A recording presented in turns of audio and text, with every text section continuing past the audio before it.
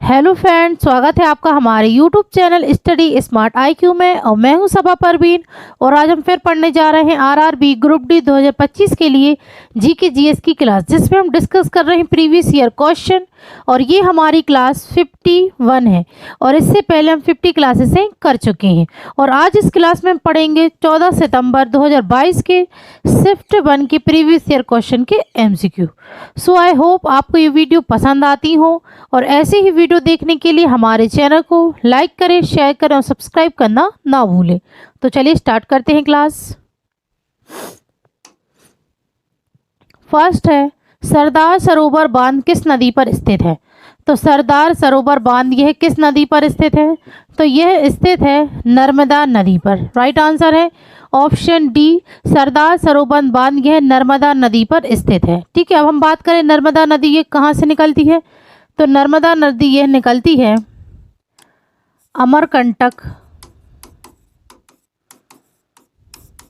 अमरकंटक पहाड़ियाँ, अनूपपुर जिला, मध्य प्रदेश से। ठीक है, नर्मदा ये कहाँ से निकलती है? अमरकंटक पहाड़ियाँ, अनूपपुर जिला, मध्य प्रदेश से यह निकलती है नर्मदा नदी। नर्मदा नदी यह पूर्व से पश्चिम बहने वाली नदी है। ठीक है, पूर्व से पश्चिम में बहने वाली नदी है। नर्मदा नदी यह पश्चिम में बहने वाली सबसे बड़ी नदी है। ठीक है, पश्चिम में बहने वाली सबसे बड़ी नदी है नर्मदा नदी। नर्मदा नदी इसे रेवा नदी और आकाश की बेटी के नाम से भी जाना जाता है। ठीक है, नर्मदा नदी और आकाश की बेटी के नाम से भी इसे जाना जाता है, नर्मदा नदी को। ओके, नर्मदा नदी यह मध्य प्रदेश की जीवन रेखा है। ठीक है, मध्य प्रदेश की जीवन रेखा है।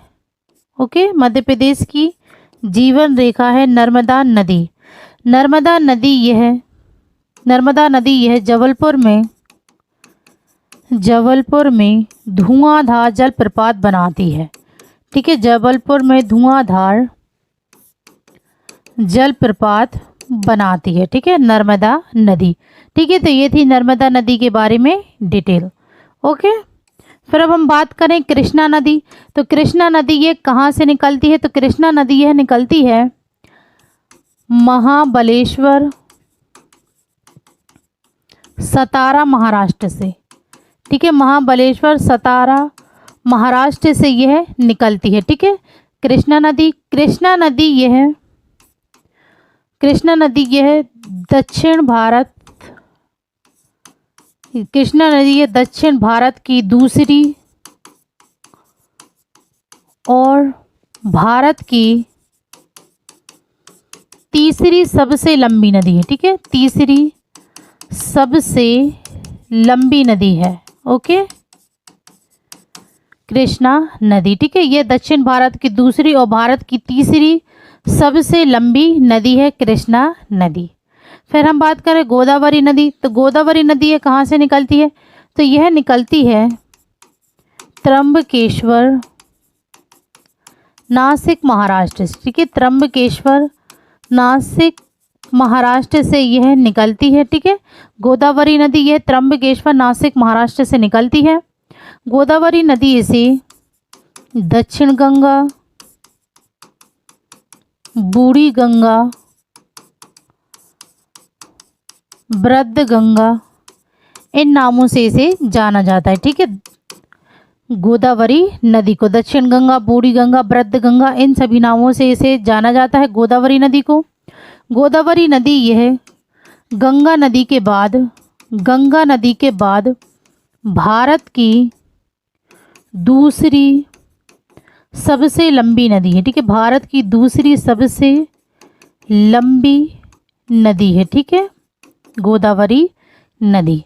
फिर अब हम बात करें ब्रह्मपुत्र नदी। तो ब्रह्मपुत्र नदी ये कहाँ से निकलती है? तो यह निकलती है तिब्बत में मानसरोवर झील के पास चैमा युंगडुंग ग्लेशियर से, ठीक है, चेमा युंगडुंग ग्लेशियर से यह निकलती है ब्रह्मपुत्र नदी, ठीक है। और इसे अलग अलग जगहों पे अलग अलग नाम से जाना जाता है, जैसे कि इसे बांग्लादेश में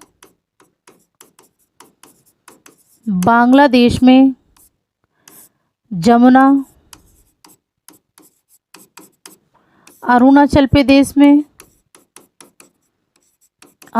प्रदेश में दिहांग, सिक्किम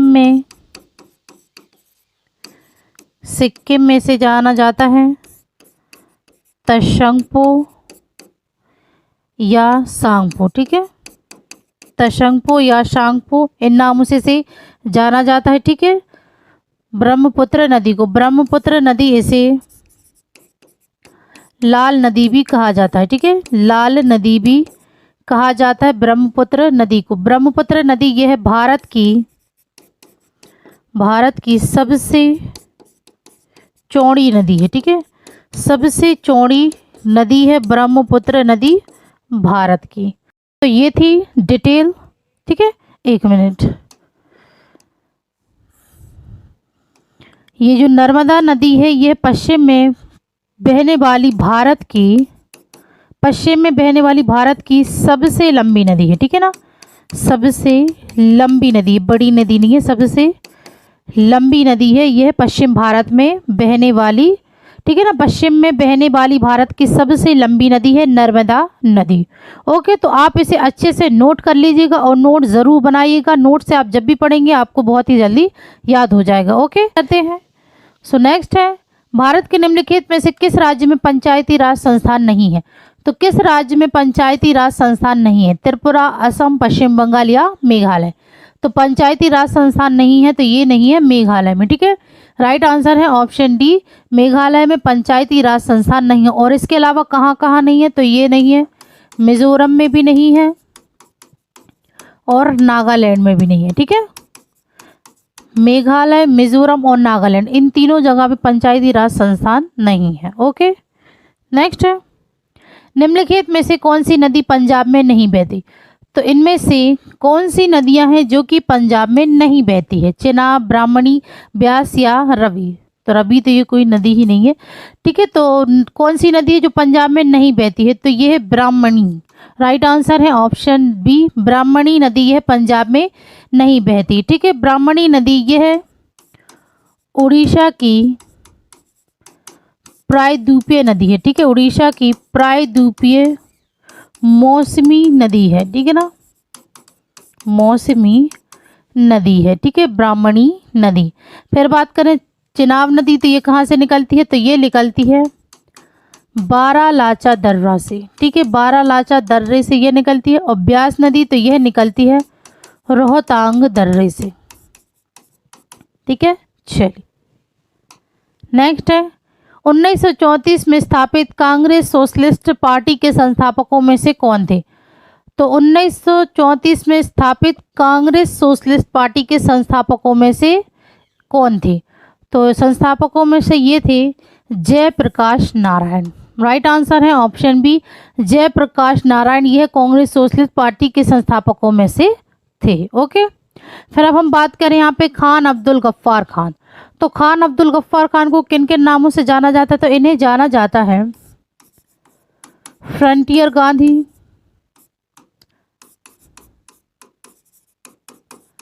बाचा खान,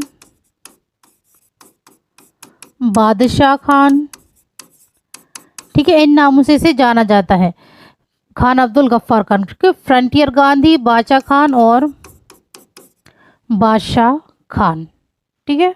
एक मिनट, फ्रंटियर की स्पेलिंग,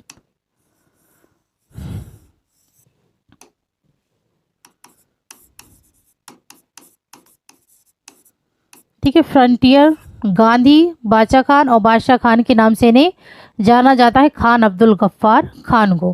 खान अब्दुल गफ्फार खान, इन्होंने खुदाई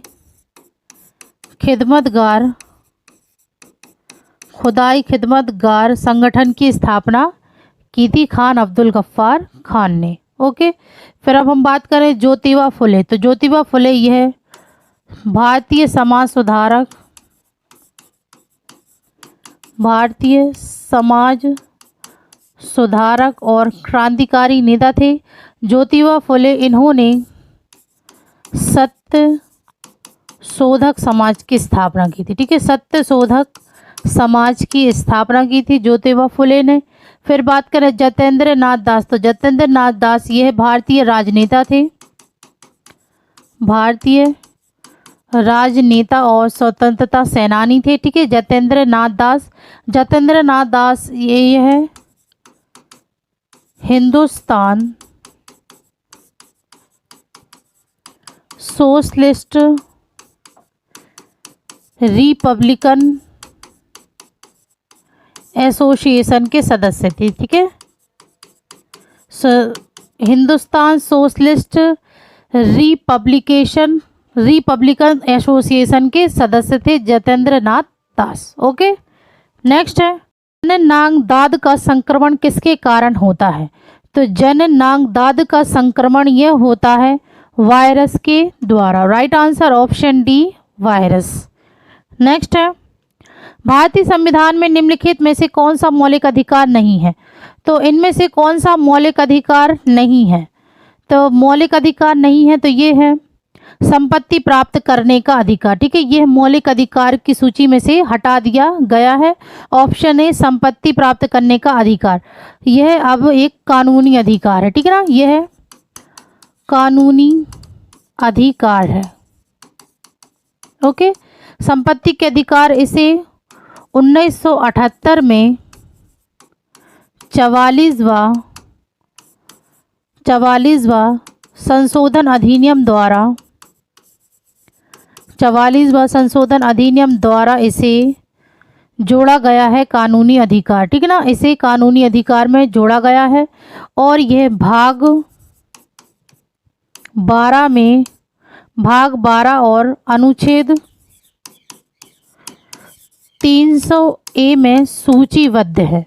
ओके, ठीक है, संपत्ति प्राप्त करने का अधिकार जो कि मौलिक अधिकार से हटाकर कानूनी अधिकार कर दिया गया है। ठीक है, फिर बात करें समानता का अधिकार, तो यह अनुच्छेद 14 से 18 में है। फिर स्वतंत्रता का अधिकार, तो यह 19 से 22 में है। फिर संवैधानिक उपचारों का अधिकार, तो यह अनुच्छेद 32 में। ओके, चलिए नेक्स्ट है मनुष्य जैसे कुछ प्राणियों के हृदय में ऑक्सीजन रहित रक्त को ऑक्सीजन युक्त रक्त से अलग क्यों रखा जाता है? तो मनुष्य जैसे कुछ प्राणियों के हृदय में ऑक्सीजन रहित रक्त को ऑक्सीजन युक्त रक्त से अलग क्यों रखा जाता है? तो यह रखा जाता है शरीर का तापमान स्थिर रखने में सहायता करने के लिए। Right answer option C. Next है फ्लोएम के संबंध में निम्नलिखित में से कौन सा कथन सही है? तो फ्लोएम के संबंध में सही कथन है फ्लोएम प्रकाश संश्लेषण उत्पादों को पत्तियों से पौधों के अन्य भागों तक ले जाता है। तो यह पहला ही ऑप्शन सही है। राइट आंसर है ऑप्शन ए। नेक्स्ट है निम्नलिखित में से किस यौगिक का क्वथनांक सबसे अधिक है? तो इनमें से किस यौगिक का क्वथनांक सबसे अधिक है? तो यह अधिक है एसिटिक एसिड का। Right answer option A. Next है निम्नलिखित में से किसने विश्व एथलेटिक्स चैंपियनशिप 2022 में रजत पदक जीता? तो किसने विश्व एथलेटिक चैंपियनशिप 2022 में रजत पदक जीता था? तो यह जीता नीरज चोपड़ा ने। ओके, राइट आंसर है option A, Neeraj Chopra. Next है राष्ट्रीय कृषि और ग्रामीण विकास बैंक ने फरवरी 2022 में डैश को बढ़ावा देने के लिए जीवा कार्यक्रम शुरू किया। तो राष्ट्रीय कृषि और ग्रामीण विकास बैंक ने फरवरी 2022 में किसको बढ़ावा देने के लिए जीवा कार्यक्रम शुरू किया? तो ये किया है प्राकृतिक खेती को बढ़ावा देने के लिए। राइट आंसर है ऑप्शन बी। नेक्स्ट है तेजी से खाना पकाने के लिए किस यौगिक का उपयोग किया जाता है? तो तेजी से खाना पकाने के लिए उपयोग किया जाता है NaSCO3। राइट आंसर है ऑप्शन बी, सोडियम बाइकार्बोनेट का। ओके, नेक्स्ट है रोगाणु रहित पेयजल बनाने के लिए किस रसायन का उपयोग किया जाता है? तो रोगाणु रहित पेयजल बनाने के लिए किस रसायन का उपयोग किया जाता है? तो ये किया जा सकता है COCl2 का। Right answer option C. Next है, जुलाई 2022 तक निम्नलिखित में से कौन टीच फॉर इंडिया का सीईओ है, जो एक स्वैच्छिक गैर लाभकारी संगठन है जो भारत में शैक्षिक उत्कृष्टता और नेतृत्व को बढ़ावा देने के लिए 2 साल के फेलोशिप कार्यक्रम और पूर्व छात्र नेटवर्क चलाता है। तो टीच फॉर इंडिया का सीईओ कौन था जुलाई 2022 तक? तो ये थे शाहीन मिस्त्री। Right answer option D. Next है, निम्नलिखित में से किस खाद्य पदार्थ को बॉडी बिल्डिंग वाला खाद्य कहा जाता है? तो किस खाद्य पदार्थ को बॉडी बिल्डिंग वाला खाद्य कहा जाता है? तो ये कहा जाता है मटर जैसे प्रोटीन से भरपूर खाद्य को। Right answer option B. Next है, इनमें से क्या एक बड़े बांध के निर्माण का सबसे कम महत्वपूर्ण कारण है? तो इनमें से कौन सा एक बड़े बांध के निर्माण का सबसे कम महत्वपूर्ण कारण है? पहला है किसी क्षेत्र के लिए बिजली का अक्षय स्रोत, अनुप्रवाह क्षेत्रों में बाढ़ पर नियंत्रण, परिवारों के लिए नौका विहार, मछली पकड़ने पिकनिक मनाने का स्थान, या घरों के लिए गारंटीकृत जल आपूर्ति। तो इनमें से एक बड़े बांध के निर्माण का सबसे कम महत्वपूर्ण कारण है, तो यह ऑप्शन सी, परिवारों के लिए नौका विहार, मछली पकड़ने और पिकनिक मनाने का स्थान। ओके। नेक्स्ट है, नीचे दिए गए विभिन्न बिंदु प्रजनन स्वास्थ्य निर्मित करते हैं, गलत विकल्प का चयन कीजिए। तो इनमें से विभिन्न बिंदु प्रजनन स्वास्थ्य निर्मित करते हैं, तो इनमें से गलत विकल्प कौन सा है? तो पहला है सुरक्षित और प्रभावी परिवार नियोजन के तरीके, दूसरा है यौन संचारित रोगों की रोकथाम, फिर है प्रजनन प्रक्रिया और अंगों का ज्ञान, फिर है आजन्मे बच्चे के लिंग का निर्धारण। तो इनमें से कौन सा बिंदु प्रजनन स्वास्थ्य निर्मित करते हैं? तो ये करते, इस गलत विकल्प कौन सा है इसमें? तो इसमें गलत विकल्प है आजन्मे बच्चे के लिंग का निर्धारण। Right answer option D. Next है, मार्च 2022 में आईपीएल 2022 के लिए रॉयल चैलेंजर्स बेंगलोर की कप्तानी किसको सौंपी गई थी?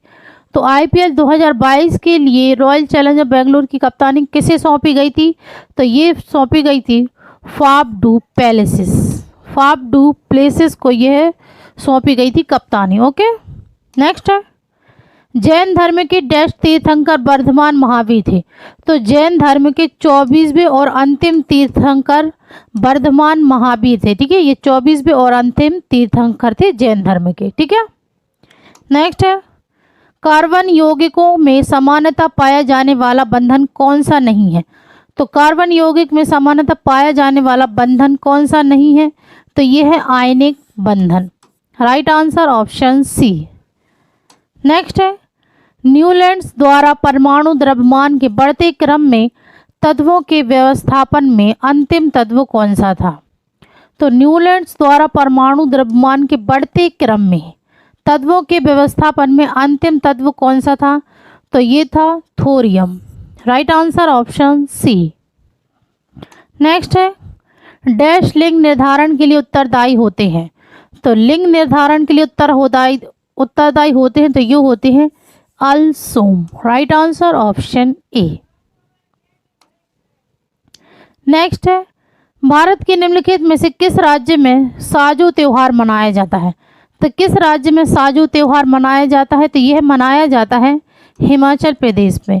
Right answer option C. Next है, यदि किसी परिपथ में धारा और विभवांतर को 3 गुना कर दिया जाए प्रतिरोध स्थिर रखते हुए तो शक्ति में वृद्धि होगी। तो यदि किसी परिपथ में धारा और विभवांतर को 3 गुना कर दिया जाए तो प्रतिरोध स्थिर रखते हुए शक्ति की वृद्धि होगी 9 गुना। ठीक है, 9 गुना वृद्धि होगी उसमें। Right answer option D. Next है, अनाईमुड़ी पर्वत निम्नलिखित में से किस राज्य में स्थित है? तो अनाईमुड़ी पर्वत यह स्थित है केरल में। Right answer option C. Next है, हैदराबाद में स्थित English and foreign languages university की स्थापना किस वर्ष हुई थी? तो हैदराबाद में स्थित English and foreign language university की स्थापना ये हुई थी 1958 में। Right answer option C. Next है, निम्नलिखित में से किस जानवर का हृदय 2 कक्षीय होता है? तो किस जानवर का हृदय 2 कक्षीय होता है? मछली, सरीसृप, स्तनधारी या पक्षी का? तो ये होता है मछली का। ठीक है, राइट आंसर है ऑप्शन ए, मछली का हृदय 2 कक्षीय होता है। नेक्स्ट है, जब फेरस सल्फेट को गर्म किया जाता है तो बनने वाला ठोस उत्पाद क्या होता है? तो जब फेरस सल्फेट को गर्म किया जाता है तो बनने वाला ठोस उत्पाद क्या होता है? तो ये होता है ferric oxide. Right answer option B. Next है, भारत के 2022-23 के केंद्रीय बजट के अनुसार भारत की आर्थिक वृद्धि का अनुमान डैश है। तो 2022-23 के केंद्रीय बजट के अनुसार भारत की आर्थिक वृद्धि का अनुमान है 9.2%। ठीक है, राइट आंसर है ऑप्शन डी 2022-23 के अनुसार। ओके, नेक्स्ट है, भारत सरकार द्वारा बैंकों का राष्ट्रीयकरण किस वर्ष किया गया था? तो भारत सरकार द्वारा बैंकों का राष्ट्रीयकरण ये किया गया था 1969 में। ठीक है, और इंदिरा गांधी के नेतृत्व में, एक मिनट, इंदिरा गांधी के नेतृत्व में, ठीक है, इंदिरा गांधी के नेतृत्व में भारत सरकार ने 14 वाणिज्यिक बैंकों का राष्ट्रीयकरण किया। ठीक है, 14 वाणिज्यिक बैंकों का राष्ट्रीयकरण किया। ओके, नेक्स्ट है, काले और सफ़ेद फोटोग्राफी में निम्नलिखित में से कौन सा रसायन प्रयोग किया जाता है? तो काले और सफ़ेद फोटोग्राफी में कौन सा रसायन प्रयोग किया जाता है? तो ये किया जाता है silver bromide. Right answer option D silver bromide. Next है, भारतीय खान ब्यूरो द्वारा जारी भारतीय खनिज वर्ष पुस्तिका 2020 के अनुसार वर्ष 2019 और 20 में डैश के साथ गुजरात भारत में नमक का अग्रणी उत्पादक था। तो 19 और 20 में किसके साथ गुजरात भारत में नमक का अग्रणी उत्पादक था? तो ये था 81.45%। राइट आंसर ऑप्शन ए। चलिए, नेक्स्ट है, लोकसभा की बैठक बुलाने के लिए सदस्यों की न्यूनतम संख्या कितनी होनी चाहिए? तो लोकसभा की बैठक बुलाने के लिए सदस्यों की न्यूनतम संख्या 1/10। ठीक है, सदन के सदस्यों की कुल संख्या की 1/10 होनी चाहिए। Right answer option B. Next है, सरकार ने आईपीओ के लिए तैयार लाइफ इंश्योरेंस कॉरपोरेशन के अध्यक्ष का कार्यकाल 1 साल के लिए बढ़ाकर मार्च 2023 तक कर दिया। तो एलआईसी के अध्यक्ष कौन थे मार्च 2023 तक? तो ये थे Mangalam Ram Subramaniam Kumar. Right answer option D. Next है, डोवे राइनर के त्रिक में से कौन सा 3 तत्वों का समूह शामिल नहीं है? तो डोवे राइनर के त्रिक में से कौन सा 3 तत्वों का समूह शामिल नहीं है? तो यह शामिल नहीं है FeCONi। ठीक है, आयरन, कोबाल्ट और निकेल। ठीक है, यह शामिल नहीं है। नेक्स्ट है, भारत के किस प्रधानमंत्री की कैबिनेट में डॉक्टर मनमोहन सिंह पहली बार वित्त मंत्री बने? तो किस प्रधानमंत्री की कैबिनेट में डॉक्टर मनमोहन सिंह पहली बार वित्त मंत्री बने थे? तो यह बने थे PV नरसिम्हा राव। ठीक है, PV नरसिम्हा राव के प्रधानमंत्री की कैबिनेट में बने थे। ओके, नेक्स्ट है, जब भी और आई के बीच ग्राफ प्लॉट किया जाता है, तो जब भी और आई के बीच ग्राफ प्लॉट किया जाता है तो यह एक झुकी हुई सीधी रेखा प्राप्त होती है। Right answer option D. Next है, जब एक दंड चुंबक को स्थिर चुंबकीय क्षेत्र के स्रोत के रूप में उपयोग किया जाता है तो चुंबकीय क्षेत्र की दिशा होती है। इसका आंसर है चुंबक के उत्तर ध्रुव से दक्षिण ध्रुव तक। राइट आंसर है ऑप्शन सी, चुंबक के उत्तर ध्रुव से दक्षिण ध्रुव तक। नेक्स्ट है, पी भी और आर के बीच सही संबंध है। पी भी और आर के बीच सही संबंध है P बराबर V²/R। दोनों ही एग्जाम्पल यहाँ पे सही दिए गए हैं, तो ये दोनों ही सही हैं। तो राइट आंसर है ऑप्शन बी और सी। ओके, तो ये थी आज की हमारी क्लास RRB ग्रुप डी 2025 की GK GS की क्लास। आई होप आपको ये वीडियो पसंद आई हो, और ऐसे ही वीडियो देखने के लिए हमारे चैनल को लाइक करें, शेयर करें, सब्सक्राइब करना ना भूलें। Thank you.